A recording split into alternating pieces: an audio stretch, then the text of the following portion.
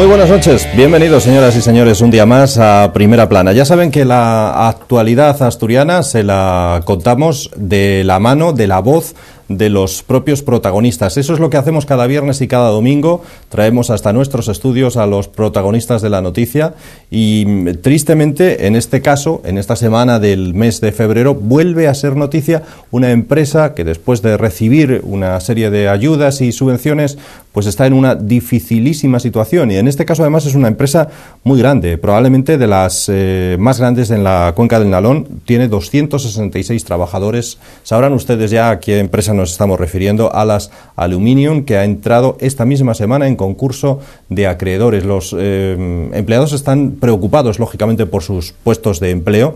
No sé si ya han cobrado las últimas nóminas, pero se les adeudaba alguna de ellas, y sobre todo lo que les preocupaba aún más es que la empresa carecía absolutamente de liquidez, al menos hasta ahora, para siquiera poder acometer nuevos trabajos, que es en definitiva lo que quieren estas personas. Imagínense no solo los 266 puestos de trabajo directos, sino los indirectos que crea también una empresa como esta en una zona de por sí bastante deprimida. Hoy tenemos con nosotros a dos trabajadores de esta empresa precisamente para que nos cuenten lo que está ocurriendo, por qué ha ocurrido y cómo se puede solucionar todo esto, si es posible. Ojalá que sí. José López, que es miembro del comité de empresa de Alas Aluminium por Comisiones Obreras. José, bienvenido. Hola, buenas tardes. Buenas tardes. Héctor Montes, que es miembro también del comité por UGT en este caso. ¿Qué tal, Héctor? Hola, bien, buenas tardes. Bueno, contarnos, si queréis, podemos, para que nuestros espectadores lo conozcan, vamos a remontarnos al principio, cuando empieza a funcionar la fábrica, cómo empieza a funcionar, etcétera. No sé si José, por ejemplo. Sí, bueno, es una empresa que, como la mayoría de la gente sabrá ya, que nace al cobijo de las subvenciones y de los fondos mineros, con la intención de un poco reactivar las comarcas mineras, en este caso la comarca del Nalón, que nace en el 2004.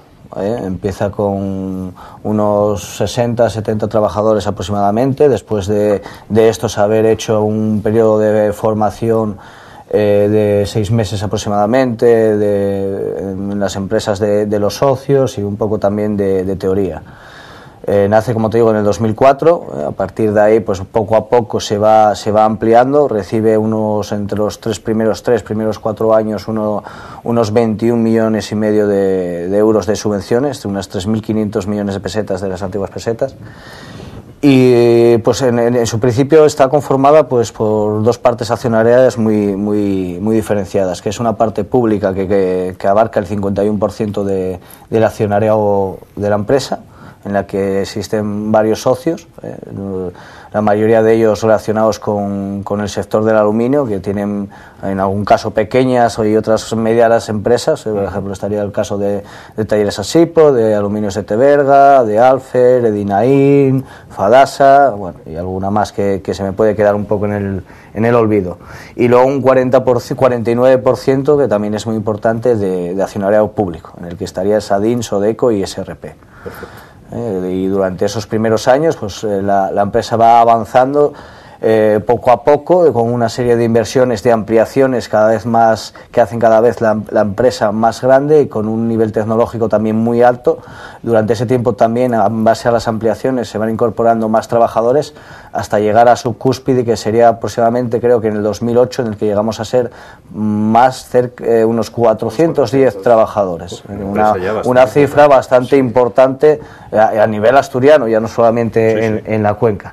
Y a partir de ahí empieza un poco el declive de la fábrica. En 2008 empieza también un poco lo que se llama ahora la crisis financiera. El sector de la construcción se ve bastante afectado. Bueno, José, tampoco fue tan arriba, ¿no? Ya empezábamos también a ver algún que otro problema, digamos. Sí, antes de empezar la crisis, tampoco para sacar a la crisis, había problemas ya en cuestión de organización. Si es la crisis o no la culpable. Bueno, sí, hay una mezcla buena ahí, ¿no? Pero bueno, también hay que reconocer que no había una organización. Vamos a ver, en un principio puedes esperar que no haya una organización en una empresa, sobre todo de nueva creación, con tanta gente. Están en las Cumbres del Pozo María Luisa, es un terreno bastante grande, la empresa en sí es grande, y vale, oye, siempre, ¿no? Una empresa nueva, cuesta arrancar, cuesta conseguir clientes, lo normal. Pero claro, cuando ya llevamos 2, 3 años, que sería pues el 2006, 2007, que ahí no había crisis ni había nada, pues ahí la cosa ves que no acaba de coger, digamos, una organización, no hay una organización en el trabajo, en los propios jefes de sección, la gente anda un poco, el que quiere trabajar, trabaja, el que no quiere trabajar, pues consigue escurrir el bulto. Bueno, hay ahí ese problema, ¿no? Una falta de organización, de llevar sí, una falta de organización que ya empieces a decir tú, bueno, oye, 2, 3 años y la cosa tendría que ir un poquitín ya encaminada, ¿no?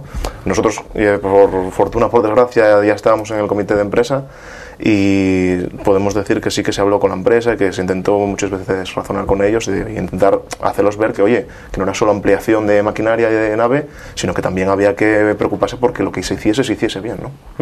Bueno, y todo eso más o menos hasta el 2008, sí, y en el 2008 es cuando empieza el declive de la empresa, más o menos, ¿no? Sí, empieza un poco lo que son los graves problemas, un poco como te comentaba Héctor, las principales causas que generan la situación actual que está en la empresa son varias, pero hay 2 o 3 que son las principales. La principal, como te decía él, la mala gestión. O sea, se empieza ya con una mala gestión desde el principio del inicio de la fábrica. Como te decía, es una fábrica que está formada, la forman empresarios pequeños que no están acostumbrados a gestionar una empresa de este calibre y que desde el primer momento no hacen esa organización. Eso unido a una mala inversión. Se gastó muchísimo dinero en maquinaria que nunca se usó, en maquinaria que se usó 4 días, no se sacó rentabilidad y todo eso también fue sumando malas acciones a la situación, a que la situación llegara a la actual que está ahora mismo. También dentro de esa mala gestión hubo una falta de elaboración de procesos de trabajo. Hay muchas secciones, una fábrica, como te digo, ya es muy grande, es una fábrica que necesita que se elaboren procesos de trabajo, coordinación entre secciones que no existían, había falta de armonización entre las diferentes secciones, falta incluso del desconocimiento de un coste de producción. Nosotros creemos que hasta el último año por ahí no se sabía realmente cuál era el coste a que se producía para saber a qué coste mínimo tendrías que vender y entrar en el mercado. Son fallos muy graves, claro, efectivamente. Por ejemplo, no pasó ni una ni 2 veces, sino que era bastante habitual que llegase un camión a recoger material y ese material se estuviese fabricando. O sea, que el camión tuviese que esperar a que se acabase de fabricar. Y vamos, estamos hablando de una empresa grande en la que se hacen pedidos a X tiempo, no de un día para otro. Entonces, están empaquetando y el camión esperando para poder llevar la mercancía. Puesto que el Principado, a través de diferentes empresas públicas, tenía el 49%, ¿no echaba una mano en dirigir al menos la empresa, en organizar un poco a quienes quizá no tenían la debida experiencia en una empresa de ese tamaño? Más bien, no fue un control, más bien un control económico, podía además. Incluso nosotros creemos que por parte de la parte pública faltó un completo control y seriedad en tanto en la gestión de la empresa, que a lo mejor no tenían tanta potestad para hacerlo, pero sí en el control de las subvenciones que se entregaban, a quién y cómo las gestionaban a los que se habían entregado. Nosotros lo que nos cuentan una vez tal es que una vez que llegados los malos resultados en los primeros años, 2008, 2009, pues en la parte pública se pone a hablar con la parte privada para que hagan un giro de gestión, que la empresa lo lleva a cabo, pero que al final los resultados son los mismos, porque no se avanza nada. El año siguiente los resultados son también muy malos y este último año un poco sí cambió la cosa, porque sí es verdad que el primer trimestre los resultados no fueron tan malos, incluso se puede decir que eran algo aceptables, pero a partir de ahí, debido al problema de liquidez que tenía la empresa y de las líneas de crédito, pues hubo una falta de materia prima que obligaba a la empresa a estar muchos turnos parados por falta de materia para trabajar y cumplir con los pedidos. Y por la parte pública, como te comentaba, lo que sí entendemos es que hubo ese fallo, esa falta de control tanto en la gestión por parte de los privados como del control de las subvenciones. Quiero recordar, ¿habían puesto un gestor? ¿Podía haber sido un gestor o qué era lo que habían puesto? Bueno, ya te digo, durante el 2008, que es un poco cuando empieza el declive y se ve un poco más en los números, porque hasta ese momento, podemos decir que eran unos números para una empresa que acababa de arrancar bastante, normales. No se puede pretender que una empresa más de este calibre y el crecimiento que tuvo tenga beneficios desde el primer día. Y a partir de ahí, pues sí, la parte pública puso una especie de gestor, de asesor, con la parte privada, pero bueno, ya te digo que incluso con eso y un cambio de dirección que se hizo, bueno, en los últimos 3 años debimos tener 3-4 cambios de dirección, no sirvieron realmente para nada. El daño ya estaba hecho, la mala gestión ya venía de mucho atrás, la mala inversión ya estaba hecho, los números ya un poco venían lastrados y arrastrados ya desde el principio y no... En el 2008, decíamos, empieza este declive. Desde entonces hasta ahora se han perdido unos 150 puestos de empleo, por lo menos, ¿no, Héctor? Sí, porque llegó al punto álgido de 400 trabajadores y eso fue prácticamente de un verano para otro. Acabaron echándose, era mucha gente, bueno, era gente de temporal, lo que veían ser gente de plantilla, no se despidió a nadie, hubo pocos despidos, ¿no? O 2 o 3 despidos. Sí, bueno, lo que hubo fueron sobre la reducción de plantilla de 130, 140 trabajadores, que fue, como dice Héctor, en ese periodo del verano del 2008, y verán todos trabajadores temporales que había en la fábrica. Pero bueno, para que te hagas una idea, una empresa de este calibre, despedir 140 trabajadores de golpe en un periodo de un mes, 2 meses, indica un poco la situación grave en la que estaba, y a partir de ahí pues era año tras año expediente de regulación. 2009 expediente de regulación, 2010 expediente de regulación, y actualmente otro expediente de regulación. Digamos, 4 días. 4 días ya con expediente de regulación. Sí. ¿A qué sector, quiénes son los clientes de esta empresa? ¿A qué sector servía? ¿Construcción? Sí, vamos a ver, básicamente seríamos construcción, pero también tenemos mucha perfilería industrial, ¿no? Desde barcos, autobuses, o sea, varias ramas, pero sí, básicamente servía a la construcción también porque la totalidad de sus socios tenían talleres dedicados también a la construcción, entonces también era lógico, ¿no? La mayoría de los clientes vendrían por esa parte, pero bueno, básicamente todo lo que se refiere a automovilismo, a medios de transporte, construcción, barcos, todo lo que hay aluminio prácticamente se fabrica allí. Volvemos a la pregunta de antes. La crisis que comienza en el año 2008, primero se niega, luego ya se ve que es una evidencia y que ahora ya es algo muy grave. ¿Tiene la culpa del cierre de esta empresa como de otras o no? Yo personalmente creo que no. Yo creo que sí puede incidir, porque es lógico que una empresa, como decía Héctor, que parte de su trabajo y parte de su producción está dedicada al sector de la construcción, es normal que se resienta, y de hecho pues normal que se resienta, y así fue con el despido y la reducción de la plantilla de 400 a 270 trabajadores. Pero nosotros creemos que esta empresa, con una buena gestión desde el principio, con unos buenos procesos de trabajo, incluso con un buen mantenimiento, que incluso no había un mantenimiento preventivo que pudiera garantizar pues ciertas averías, que pudiera garantizar una continuidad en la producción, pues creemos que podía paliar perfectamente la crisis. Está claro que se tiene que sentir, porque lo nota la mayoría de las empresas, pero si se hubieran hecho las cosas bien desde el principio, creemos que se hubiera podido paliar la crisis de una manera mucho menos traumática que la que estamos viviendo ahora actualmente. El lastre que llevamos con todas esas pérdidas económicas y luego el golpe de la crisis, pues sí que, claro, normal que se note, y bueno, que nos llevase también hasta donde estamos ahora.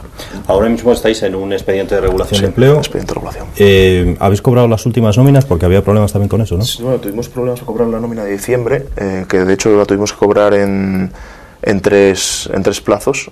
Al final se cobró el último día, que fue el 20 y pico de enero, y no, la nómina de enero, que cobramos ahora en febrero, esa se cobró íntegra, en fecha, y la verdad que sin ningún tipo de problema. Con mucho esfuerzo por nuestra parte, porque sí. hay que decirlo, que como decía Héctor, la nómina de diciembre sí es verdad que la cobramos tarde, bastante tarde, unos 20 días tarde, y en tres veces. La nómina de enero sí es verdad también que se cobró en tiempo y plazo, porque la empresa tenía hasta el día 10 para cobrarla, pero también hay que decir que hubo que forzar mucho la dirección de la empresa para que la pagara antes del día 10, porque nosotros teníamos el temor de que la empresa en cualquier momento pudiera entrar en concurso, como así fue al día siguiente o en el mismo día prácticamente, y pudiéramos tener problemas luego para garantizar el cobro de esa nómina. Nosotros sabíamos que la empresa tenía disponibilidad económica para hacer frente a la nómina, y queríamos que, aunque no fuera la fecha tope para pagarla, hiciera efectivo el pago, y la empresa en un primer momento se negó a ello. Hubo que ejercer bastante presión para que al final lo consiguiéramos. Bueno, y la nómina de diciembre también, bueno, eso supuso un gran esfuerzo para nosotros también, porque tuvimos que andar detrás de ellos prácticamente para poder eso, ir sacando pues 100 euros, y vamos a cobrar 100 euros una semana, y luego ya sí, nos metimos en cifras un poco más, 400, tal, hasta que cumplimos la nómina. La cifra, yo no sé si la he entendido yo bien, 3.500 millones de pesetas en subvenciones ha recibido la empresa. En subvenciones. Sí. En 6 años. Bueno, eso es mucho dinero que viene administrado. ¿Se justifica eso o no se ha administrado bien o se gastó en maquinaria? En fin. Yo realmente voy a decir que yo creo que justificado está en base a que la fábrica está allí. Y la fábrica, si se hubiera bien gestionado y se hubiera hecho bien las cosas, esa fábrica hubiera dado, o estaría dando ahora, como estaba hasta hace unos días, una cantidad de trabajos muy grande, como decías tú antes, no solo directos, sino indirectos, y además en una zona en la que ahora mismo está muy castigada, porque a la zona en que debido al bajón del sector de la minería, y que de hecho para eso fueron estos fondos, para reactivar esa zona a base de diversificación industrial, pues hubiera garantizado un poco la sobrevivencia en esas cuencas. No sé si este es un caso más, por aquí por esta mesa han pasado ya trabajadores, por ejemplo, de Venturo 21 y de otras empresas. No sé si este es un caso más de empresarios que reciben la subvención, están el tiempo estrictamente imprescindible que les exige la ley y después marchan, o no tiene nada que ver con eso. Hombre, yo creo que en este caso no, o quiero creer que no es algo así. Yo creo que, pero sí, bueno, tampoco vamos a dejar que se escapen sin sus responsabilidades. Hay que ser conscientes de que ellos tenían el 51% de la gestión de la fábrica y por tanto son los auténticos responsables de la mala gestión y de la situación en la que se encuentra actualmente la empresa. Yo creo que no fueran unos cazasubvenciones, como se denomina directamente, en el sentido de decir, bueno, cojo las subvenciones y me voy. No, yo creo que sí cometieron un error también muy grave, que era aprovecharse de esta fábrica para surtir un poco a sus empresas. Como te decía, son empresarios que son todos del sector y que en cierta medida pues quiero aprovechar también la fabricación que se hacía de aluminio para hacer un poco más fuerte también, o aprovecharse incluso en ciertos momentos de la fábrica. ¿En qué sentido? Por ejemplo, en un tipo de esta fábrica no se puede, por ejemplo, parar un proceso de producción, una sección, para hacer un pedido para un socio porque tiene 2-3 barras que servir porque le corren prisa. No, ese aspecto hay que ser consciente de que es una fábrica que debería ser totalmente independiente de las que forman los del consorcio de socios y que se tendría que gestionar independientemente, o parar un camión para cargar otro porque un socio lo quiere antes de tiempo.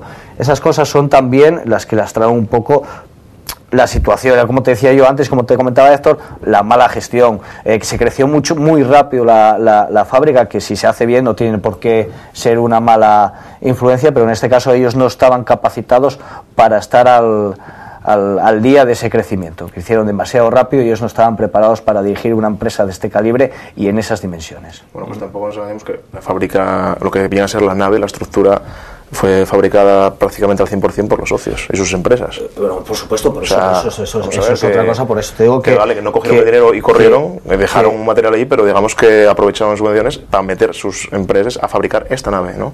Paneles, estructura de acero de la nave, hasta los portones, hasta las mismas ventanas que lo que te comentaba, que aprovecharon la coyuntura de la fábrica para surtir y hacer más fuertes sus otras empresas. De hecho, es algo contradictorio que Alas Aluminium tenga esta crisis tan grave y la mayoría de las empresas de los socios no tengan problema, incluso están aumentando y se dedican prácticamente a lo mismo, o es más, no a lo mismo, se dedican al 100% a la construcción, cuando Alas Aluminium, como comentábamos antes, tiene una diversificación industrial un poco más grande. Parte es producción, parte es construcción, parte es automoción, parte es industrial, o sea, tiene una diversificación que no debería afectar tanto el tema de la crisis. Pero eso dice mucho, ¿no? Que Alas Aluminium no tire para adelante, pero los diferentes socios siguen trabajando y, como dices tú, incluso ampliando. Y los socios podemos decir que trabajen a nivel de España, por decirlo de alguna manera, Asturias, España o norte de España, y Alas trabaja a nivel mundial. O sea que, bueno, tendríamos que tener más trabajo, digo yo, ¿no? Me imagino que lo que teméis ahora es quedaros sin empleo, ¿no? Con un expediente de regulación de empleo. ¿Qué supone el expediente, por cierto? El expediente de regulación, simplemente esperar 4 meses en casa, a esperar a que la empresa, digamos, vaya recibiendo material, ir progresivamente llamando a la gente para que se vaya incorporando después del trabajo e intentar, pues bueno, que el ERE junto con el... ¿Cómo se llama, José? con el... No, lo que quiere decir es que, mira, el tema del expediente es una cosa que es un poco preocupante. A casa, sí, bueno, cobráis el paro. El paro a pelo, el 70% del salario, incluso o compañeros que ya estuvieron regulados en otros años, debido a estar tanto tiempo, pues incluso el 60% del salario. Sí. O sea, de cuenta, un salario de una persona a la que estamos ganando 1.000 y poco euros, o si llega a 1.000, que va a quedar en 700 o 600 euros. Y lo preocupante de la situación del expediente de regulación ahora es que ellos lo ponen encima de la mesa como un parche para poder tener un poco de margen y solucionar la situación en la que está. ¿Cuál es el problema? Que nosotros no vemos o no estamos observando, ni así se nos transmite, qué se está haciendo para que después del expediente de regulación tengamos una garantía de que la actividad industrial de la fábrica va a continuar y, por supuesto, que se van a mantener la totalidad de los 266 puestos de trabajo que actualmente tiene la fábrica.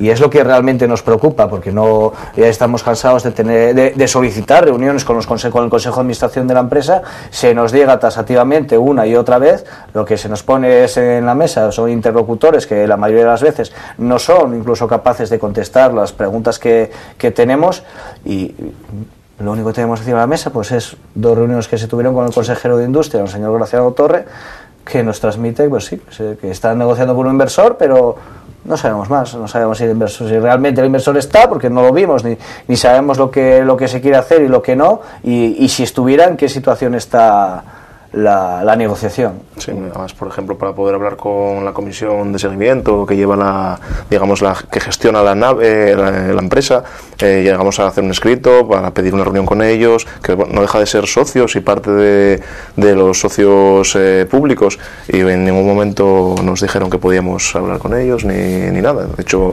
esta semana digamos que tuvimos que picar a la puerta directamente para que nos dejasen entrar y poder hablar con ellos, y bueno, ahí sí que nos tuvieron que escuchar, ¿no?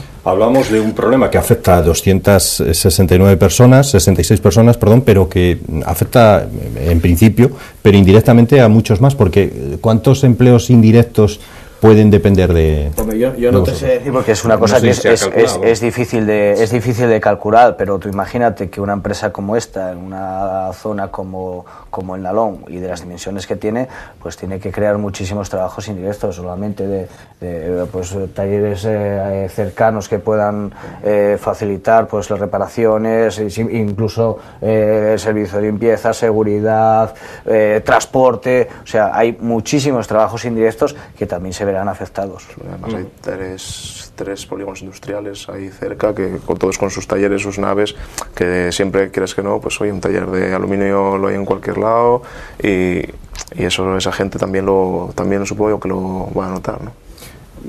La situación de crisis actual y a la que se suma la que vive en las cuencas, encontrar otro empleo en la zona... Hombre, es complicado. Pero bueno, nosotros tampoco vamos a pensar en eso. O sea, nosotros lo estamos transmitiendo así en todas las reuniones que tenemos, tanto con el consejero de Industria como con todos los partidos políticos con los que nos estamos reuniendo, que nosotros somos conscientes, y los números están ahí para verlo también, que la empresa bien gestionada es rentable y factible con los trabajadores que hay ahora mismo. Hay que una lectura simple y llana. Por ejemplo, el año pasado fue el año de mayor producción de la fábrica, y sin embargo hubo 8-9 millones de euros de pérdidas. Es algo que no se entiende, algo falla ahí. Manera de vender, manera de gestionar la producción, algo está fallando, y no son los trabajadores, eso está claro, eso lo tenemos claro. ¿Cómo están transcurriendo esas reuniones que citaba José con los partidos políticos? Con los partidos políticos, la verdad es que yo te puedo decir poco, porque no me tocó ir a ninguno. Somos 13 personas en el comité de empresa, y bueno, vamos repartiendo un poco la carga. Nos estamos repartiendo un poco la carga, porque es algo muy duro. Estamos todos los días en negociaciones, y no es con la empresa, con los partidos, internamente nosotros también, con nuestras federaciones. Entonces, realmente nos tenemos que repartir, porque si no acabaríamos nosotros incluso no estresados, sino sin vida, no, porque ya prácticamente no la tenemos, pero bueno, que todo sea por un buen provecho de todo.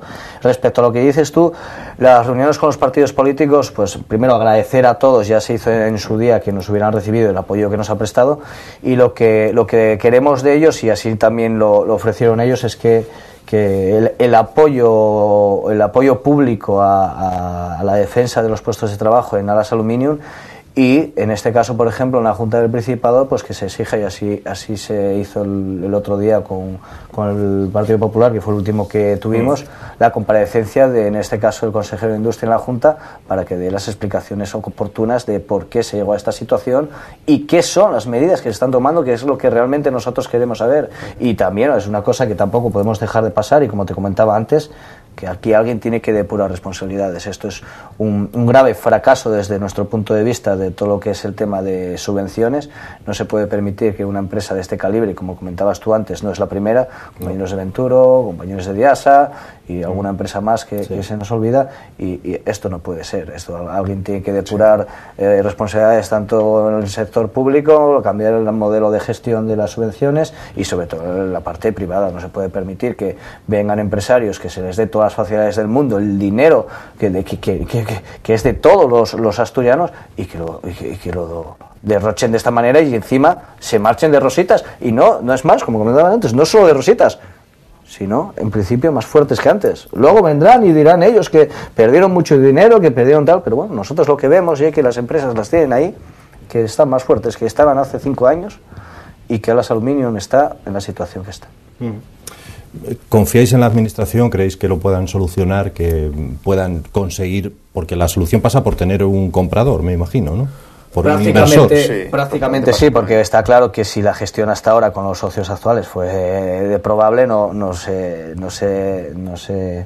ve una empresa, la misma empresa con los mismos gestores. Sería algo en parte ridículo. Lo que esperamos es que se haga todo lo posible por la búsqueda de ese inversor, y que sea cuanto antes, y con las máximas garantías, como te comentaba antes, del mantenimiento del empleo. No nos queda otra en este caso que confiar, porque claro, no somos nosotros los que vamos a buscar o a conseguir el posible inversor. Ahora sí, vamos a hacer todo lo posible y forzar todo lo posible para que llegue eso. Ahora mismo la empresa ha presentado el concurso de acreedores. ¿Qué significa exactamente esto? ¿En qué situación está entonces la empresa? ¿Qué implica este concurso de acreedores? El concurso de acreedores implica que va a tener que venir un administrador externo a la empresa, y va a tener que intentar, parar esa deuda que tiene la empresa y hacer que funcione y que cree y que saque algún beneficio, para después conseguir repartir a los acreedores todo lo que se debe, evidentemente. Nosotros lo que queremos respecto al concurso, que es una medida que, bueno, está claro que también en la situación económica que está la empresa estaba abocada a entrar a ese concurso, y la única lectura positiva que podemos sacar es que mediante ese concurso, con un posible convenio de acreedores, se puede hacer una quita de parte de la deuda que tienen, que favorezca pues la llegada de ese inversor que pueda levantar la fábrica. El inversor está entre comillas. Que eso es lo complicado, me imagino, en estos momentos. Nosotros lo podemos hablar un poco casi como opinión personal, ¿no? Porque digamos que mismamente cuando nos plantearon el ERE, sí que se pidió un plan de viabilidad, y se gastaron horas y horas y horas hablando con ese plan de viabilidad, y no sabían explicar, digamos que ellos no tenían claro tampoco muy bien hacia dónde tirar.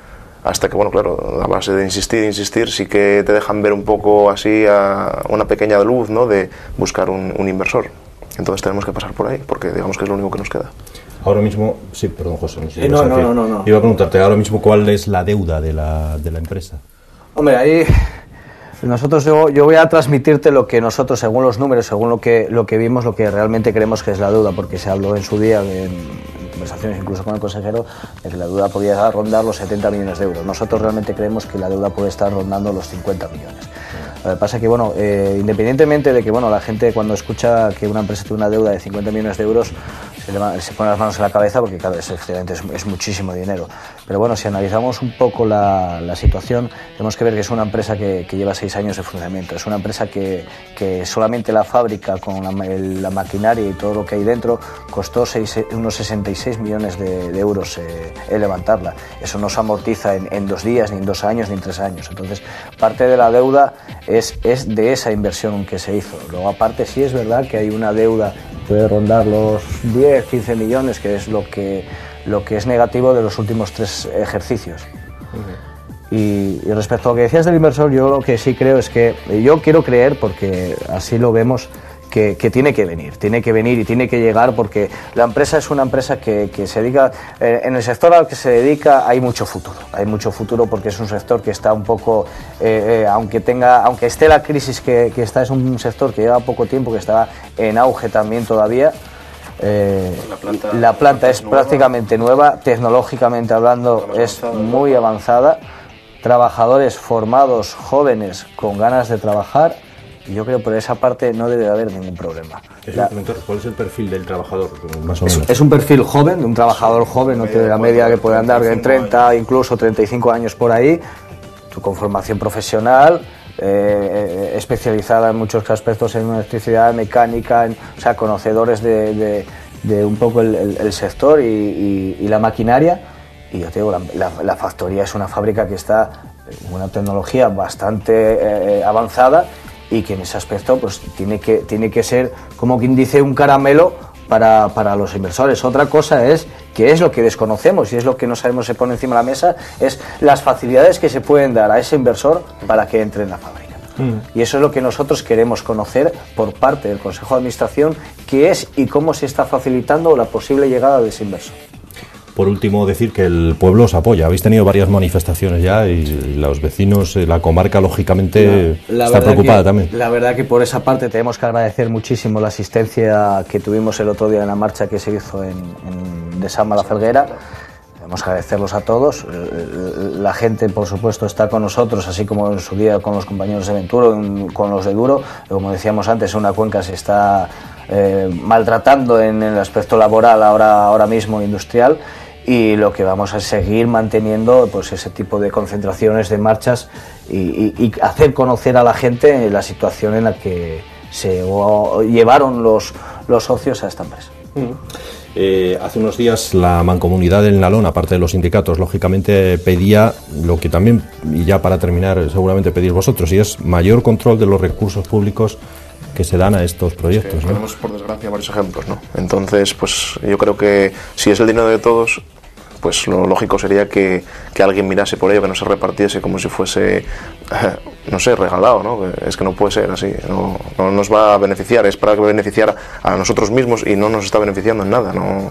Lo que no es normal es que con la cantidad de dinero que hubo y que de momento, y que debe haber todavía, porque debe haber todavía en el cajón bastante dinero para invertir en este tipo de empresas, que se consienta que no es una, porque si fuera una, es una tras otra, es que... y cuando cae otra empieza la otra, y ahora estamos nosotros, y detrás de nosotros, liberado nosotros, otra de los puestos indirectos que hablabas antes es Kerkus, es otra empresa que está dedicada al aluminio, que nace un poco al cobijo de las Aluminium en Mieres, y que debido a la situación en la que está las Aluminium está ahí alastrada por esa también. 40 trabajadores. Venturo, Diasa. Es vergonzoso, realmente. Yo personalmente creo que es algo vergonzoso que no se tomen medidas para evitar este tipo de fracasos. El modelo de subvenciones está claro que ha fracasado. Totalmente. Quizá no por otra cosa, sino por una falta de control, posterior. De seguimiento, ¿no? Por lo mismo que la nuestra empresa, por falta de una gestión razonable, sin más. Pues os agradezco mucho a los dos que hayáis estado con nosotros. José López, miembro del Comité por Comisiones Obreras de Alas Aluminio. No sé si quieres añadir algo más y no agradecerte que hayas estado aquí. Gracias a vosotros. Mucha suerte, además. Lo mismo que le deseamos a Héctor Montes, que es también miembro del Comité de Alas Aluminio, por UGT en este caso. Muchas gracias, Héctor. Pues también a ti. Y mucha suerte para todos vuestros compañeros y para esta zona. Es una comarca que sin duda necesita, bueno, no desangrarse, no perder ni una gota de agua o de empleo en este caso. Nosotros nos vamos a marchar a hacer una mínima pausa para la publicidad. A la vuelta ya saben que vamos a intentar conocer un poco más a alguna asociación, organización no gubernamental, en fin, alguien que trabaja, siempre lo decimos, de forma desinteresada por Asturias y por los asturianos. Hoy vamos a conocer una coordinadora de ONGs, podríamos decir, que está muy preocupada por lo que está ocurriendo muy lejos de aquí, en Egipto, donde, por cierto, este mismo día finalmente ha dimitido Mubarak. Vamos a hablar de ello después de la publicidad.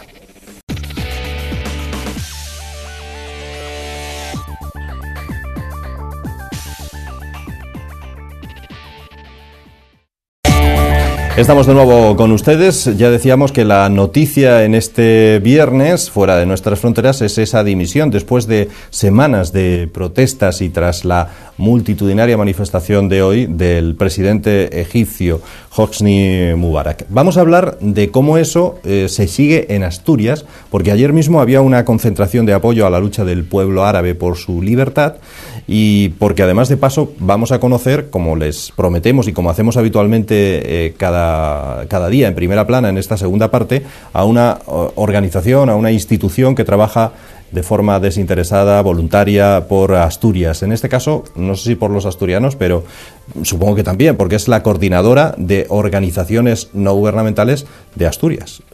Con nosotros está Javier Arjona, que es el vocal de sensibilización ciudadana de esta coordinadora. ¿Qué tal, Javier? Muy bien, buenas tardes. Bueno, explícanos un poco cuál es vuestra labor o qué es lo que hace una coordinadora de ONGs. La Coordinadora Asturiana de ONGs, como su nombre indica, agrupa a ONGs de Asturias. No todas, agrupa 39. 39. De las que existen, de las que se relacionan con lo que se llama el desarrollo, ¿no? Sí. Porque hay otras ONGs que pueden dedicarse a otros temas sociales. Bueno, las nuestras son las de desarrollo, cooperación internacional, derechos humanos, ayuda humanitaria, educación y sensibilización, ¿no? Más o menos ese ámbito. Y tratamos de coordinar algunas de las acciones, de las actividades, de tener una interlocución con las instituciones. Una interlocución que suele ser bastante fluida en el caso del Gobierno de Asturias y en el caso de algunos ayuntamientos, y de generar incidencia política, ¿no? De trasladarles algunas propuestas. A veces nos hacen caso, a veces no nos hacen caso. Pero esa es más o menos, en síntesis, la misión, ¿no?, de la Coordinadora Asturiana de ONGs, que ya tiene unos añitos de implantación en Asturias, unos 15 años. Lleváis 15 años. 15 años, sí. ¿Y vuestra relación con ayuntamientos y Principado dices que es satisfactoria en términos generales o...? Es una relación fluida, decía. Lo de satisfactoria ya es una segunda parte. Vale. Quiero decir, participamos en el Consejo Asturiano de Cooperación. Tenemos 6 representantes en ese consejo, donde están los grupos parlamentarios, donde está también la Federación Asturiana de Consejos, donde está la administración, ¿no? Y otras ONGs que no son de la coordinadora, Amnistía Internacional, por ejemplo. Bueno, pues ahí generamos propuestas, a veces conseguimos que prosperen, otras veces no. Nuestras ONGs individualmente participan en el resto de consejos, el de Gijón, el de Oviedo, el de Avilés, el de Castrillón, el de Siero, ¿no?, que son los que existen. Bueno, pues ahí también se trasladan propuestas. A veces conseguimos que se hagan cómplices, ¿no?, sus concejales, alcaldesas, etcétera, otras veces no. Bueno, al menos podemos presumir de que esa interlocución se da en esos lugares que he mencionado, ¿no? ¿Y cuál es el que tiene mayor complicidad con vosotros y el que menos? Si hubiera que hacer un ranking, a ver. Si hubiera que hacer un ranking, por la dimensión y por las características, la Agencia Asturiana de Cooperación nos toca más de cerca, ¿no? Es donde más se pueden generar propuestas, donde tiene una competencias mayores, tiene un presupuesto mayor, evidentemente, al ser órgano autonómico. Y de ayuntamiento, evidentemente, quien lleva la delantera desde siempre, desde el año 93, es el Ayuntamiento de Gijón. No solo porque sea el más grande, sino porque es el que tiene el mayor presupuesto, sobre el 0,7%, a mucha distancia de los demás, y porque tiene un Consejo de Cooperación que también genera bastantes propuestas y actividades, ¿no? ¿Esos son los que más y los que menos? ¿Hay algún pero o hay alguien a sí, quien no, podríamos hay reprochar? Una larga lista de ayuntamientos de Asturias a los que no hay manera de que haya alguna cosita que tenga que ver con la cooperación, y sobre todo aspiramos a que más, no todos, pero de los 78, pero más de los medianos tuvieran consejos de cooperación, que es un instrumento que no cuesta nada, solamente trabajo, claro, actividades, pero que genera en su seno, cuando funcionan, actividad en sí misma, implicación de la ciudadanía de su ámbito, ¿no? Uh-huh. Hablabas antes de presupuestos, ahora mismo mal, ¿no? En cualquier ayuntamiento, no sé si se ha reducido la partida para estos temas de cooperación y de desarrollo o no. Efectivamente, cuando empiezan a cortar en el tema de la crisis famosa, pues parece ser que los señores banqueros siguen recibiendo más dinero, curiosamente, y entonces atacan a los más vulnerables, entre ellos la cooperación internacional. Pero Asturias no. Asturias, por ejemplo, la Agencia Asturiana de Cooperación ha conseguido, con las negociaciones que tienen ahí sus componentes, que no baje mucho, ha bajado un poco, ha bajado medio millón, pero de un total de 13 millones y pico, no es significativo. Si se compara, claro que nuestra aspiración era que hubiera crecido, ¿no? Pero sí se compara con otras autonomías donde el desastre ha sido tremendo, ¿no? El bajón, el recorte y en algunos casos la eliminación. El Ayuntamiento de Gijón ha subido 50.000 euros sobre un presupuesto que ha bajado, con lo cual su porcentaje ha subido. El de Oviedo está peor, el de Siero es un desastre, ha bajado muchísimo de lo que tenía. El de Avilés no lo conozco en este momento, creo que ha mantenido, pero no estoy seguro. Y el de Castellón ha mantenido la cantidad que tenía sobre un presupuesto menor, con lo cual el porcentaje ese al que aspiramos del 0,7 ha subido ligeramente.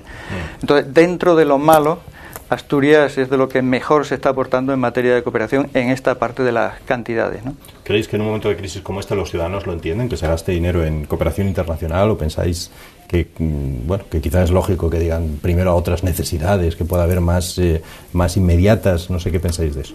Pensamos que lo que decía antes, que los banqueros no son los que tienen la prioridad en este momento.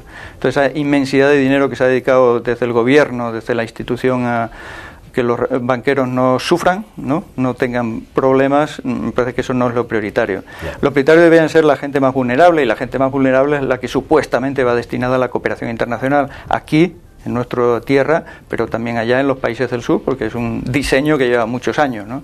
Entonces sí que estamos en contra de cualquier recorte de ese tipo. Debería ser lo prioritario. En tiempos de crisis la solidaridad es uno de los lemas.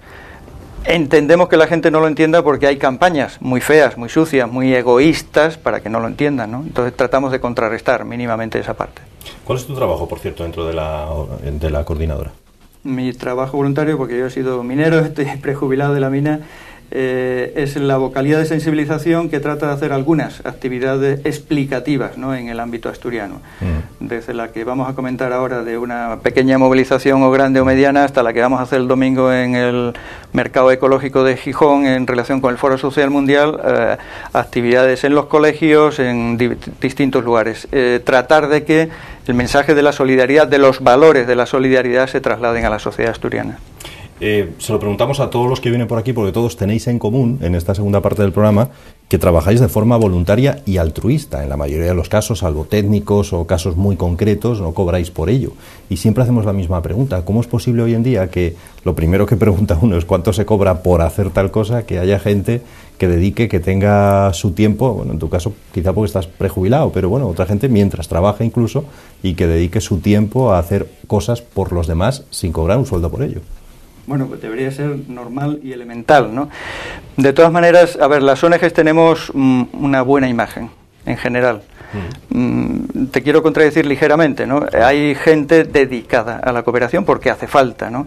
De técnicos, algunas actividades que tienen que tener las ONGs. Bueno, hay un porcentaje significativo de gente que trabaja en la cooperación internacional, en las ONGs, mucho más en la administración, ¿no? En las que se dedican a esto. Nada despreciable, porque cuando hablamos también de crisis y recortes, estamos cortando también gente que trabaja en este ámbito. Y luego yo creo que la mayoría de la gente trabaja de forma voluntaria, que quiere dedicarse. El término voluntariado, en mi caso particular, en mi organización, no nos gusta más el de activismo, activista, militancia, ¿no?, social. Pero es verdad que en ese ámbito hay un número considerable, importante, de personas que quieren dedicar su tiempo a tratar de cambiar las situaciones de injusticia, ¿no? Hablas de ese presupuesto, de ese 0,7%. ¿Qué pensáis cuando veis una cifra tan baja, ese 0,7%, y luego, pues no sé, a diario vemos, por ejemplo, lo que ayuntamientos o Principado destinan a equipos de fútbol, a conciertos, a corridas de toros, etcétera, ¿no? Bueno, por no hablar de otras muchas cosas que a veces uno no se explica para qué se tienen, pero bueno. Sí, la cifra del 0,7 es muy vieja. Debería haber sido ya actualizada bastante con el índice de presión, ponerse al día, ¿no? En vez de ponerse al día, se ha rebajado, porque los objetivos de desarrollo del milenio, por ejemplo, la rebajan en vez de subir, ¿no? Esto es de los años 70 y tanto, Naciones Unidas recomendó.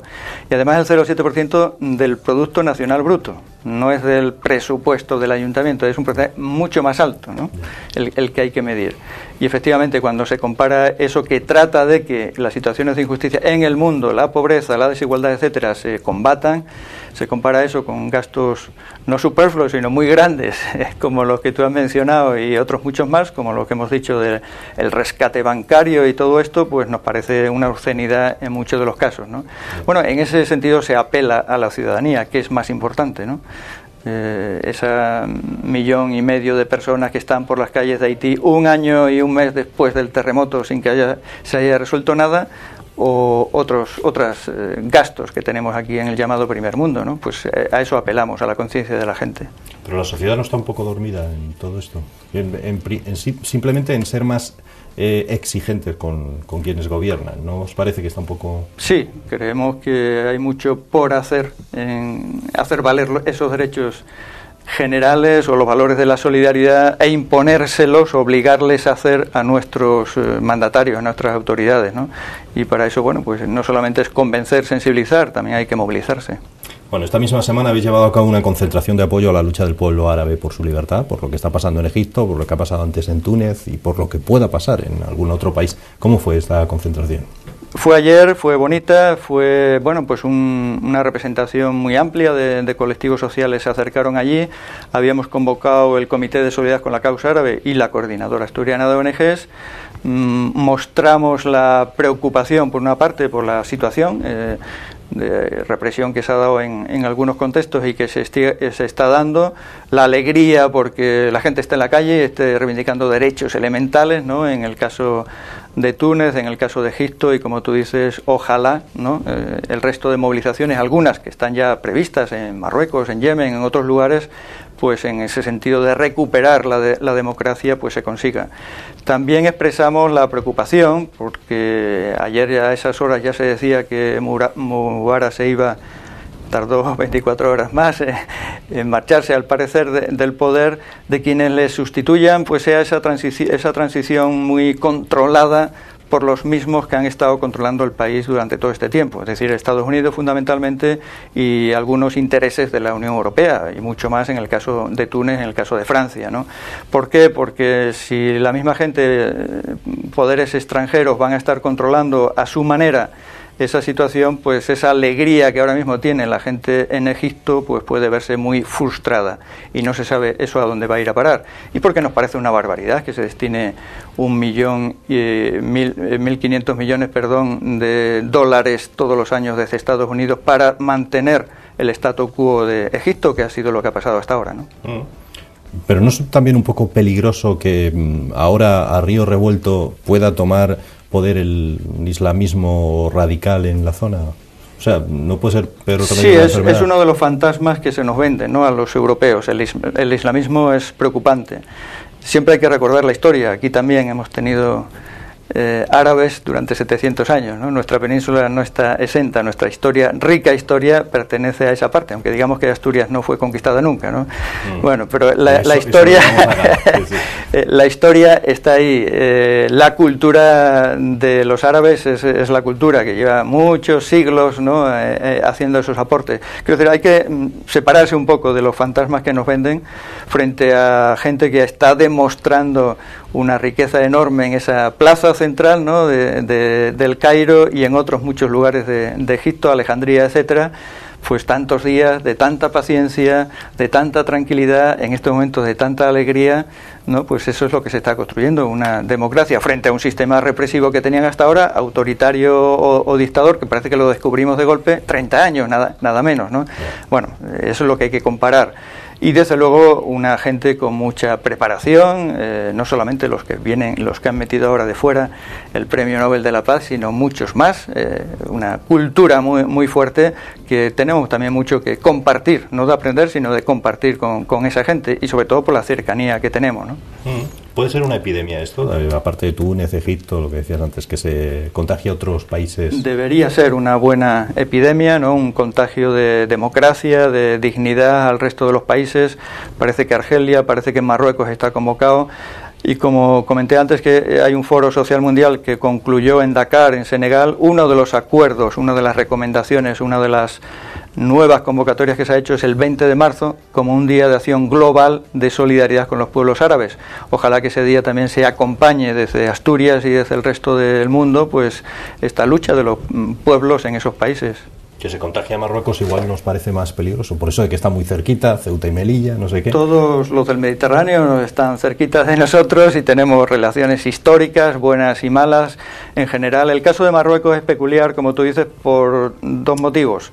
Esa cercanía, la cantidad de trabajadores y trabajadoras marroquíes que tenemos aquí y el tema del Sáhara, muy preocupante, ¿no? Nuestro Sáhara, nuestro entre comillas, ¿no? que dejamos ahí a la deriva y que sigue a la deriva, que en algunos mapas aparece ya como que es territorio marroquí, cuando no Naciones Unidas no ha dicho eso en ningún momento. La solidaridad que hay desde Asturias con el pueblo saharaui, desde luego merece una atención especial Marruecos, pero ahí hay un régimen desde luego autoritario, hay una monarquía que controla todo eso, hay una represión sobre la población. Bueno, eso no debería ser defendido por nadie, ¿no? No, evidentemente, aunque parece que el gobierno español eso sí le preocupa un poco más, ¿no? El gobierno español tiene una situación desde nuestro punto de vista muy preocupante con el gobierno marroquí, que se evidencia en el tema saharaui y se evidencia en muchos más, ¿no? Una de cal y otra de arena, y casi siempre de arena, ¿no? En relación a tapar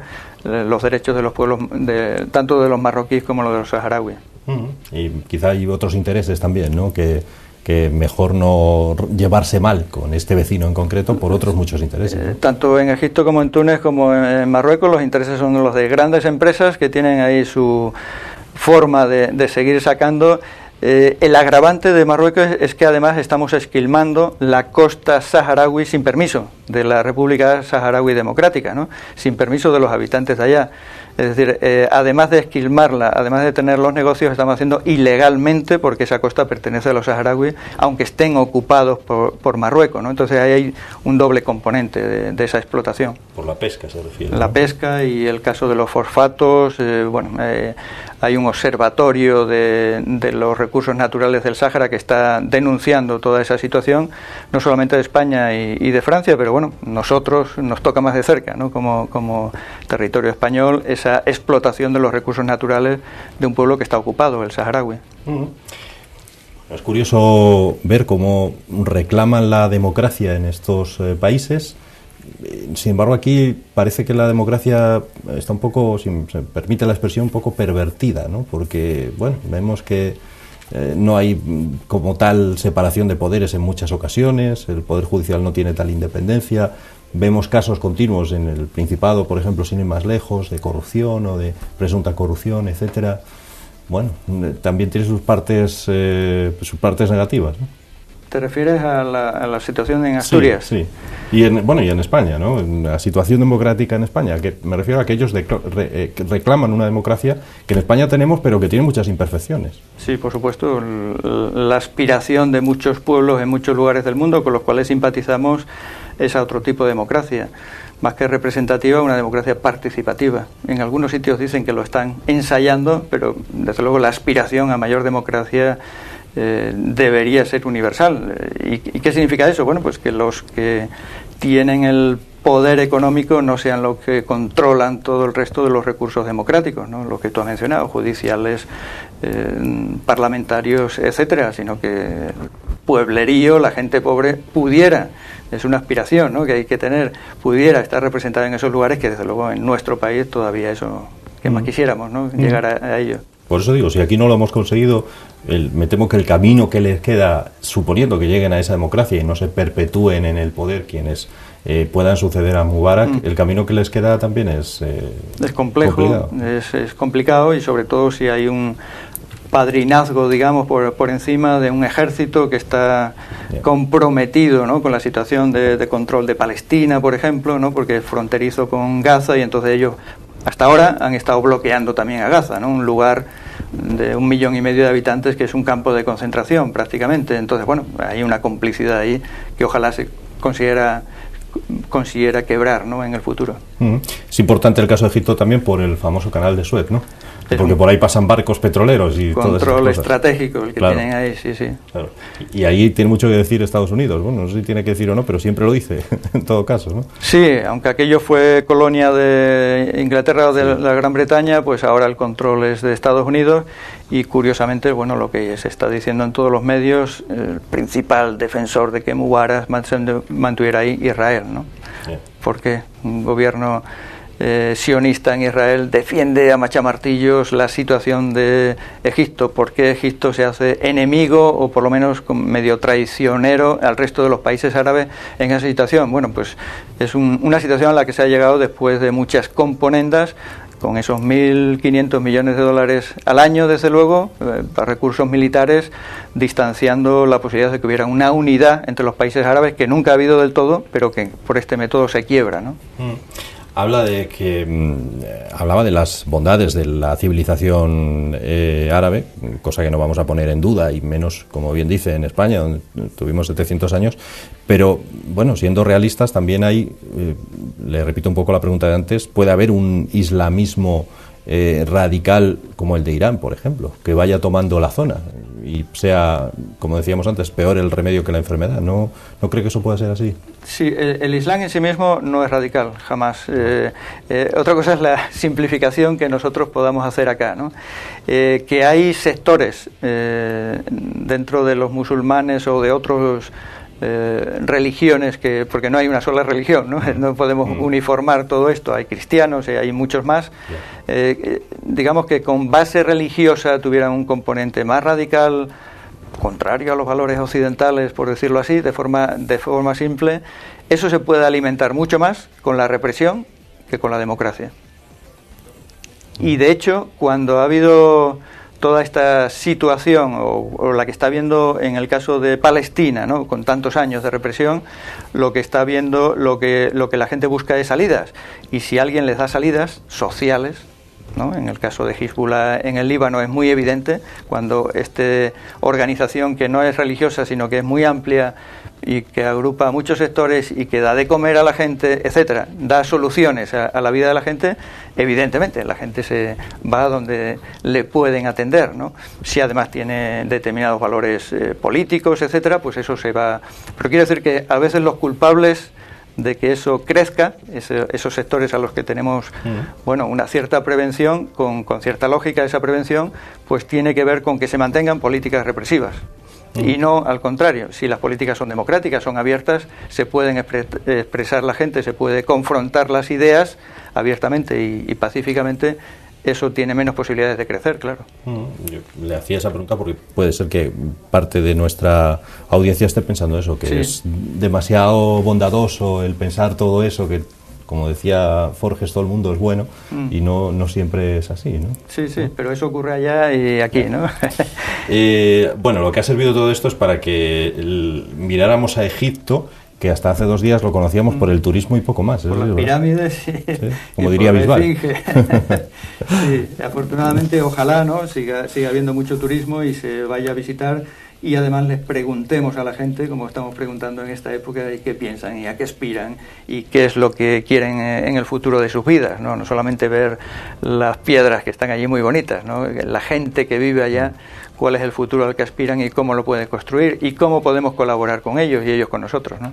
Javier, siempre le pedimos a nuestros invitados, ahora que ya llegamos al final de la entrevista, le ofrecemos la cámara para lo último que quieran añadir en nombre de, en este caso, la coordinadora de ONGs de desarrollo de Asturias. Como representamos, como decía al principio, a 39 ONGs, pues bueno, animamos a que se vean, se estudien esas ONGs, como son tan diversas, de muchos colores y sabores, pues alguna seguramente le encajará mejor a cada una de las personas que nos estén viendo, y que participen en la medida que puedan en algunas de las actividades. Estaba comentando una de ellas el próximo domingo en el mercado ecológico que hay en Gijón, de 12 a 2, pues vamos a estar por ahí explicando qué es eso del Foro Social Mundial, que se ha decidido, porque ya concluyó ayer, ¿no?, qué aspiraciones tienen los pueblos que se han reunido ahí, en Dakar, en Senegal.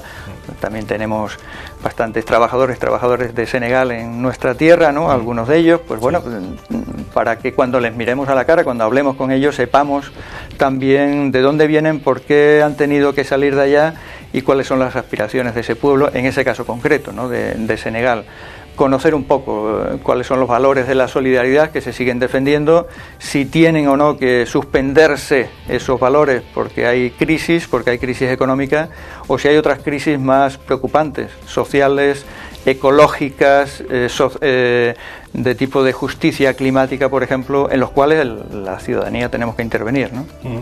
Javier Arjona, vocal, decíamos, de sensibilización de la Coordinadora de Organizaciones No Gubernamentales de Desarrollo de Asturias. Gracias por estar con nosotros hoy explicándonos todo esto. Muchas gracias a vosotros. Hasta luego. Como siempre, es el momento de despedir este Primera Plana de cada viernes y cada domingo. Nos ha gustado estar con ustedes una semana más, y si a ustedes les parece y les ha gustado también, la semana que viene volvemos con un nuevo Primera Plana. Gracias y hasta la semana que viene.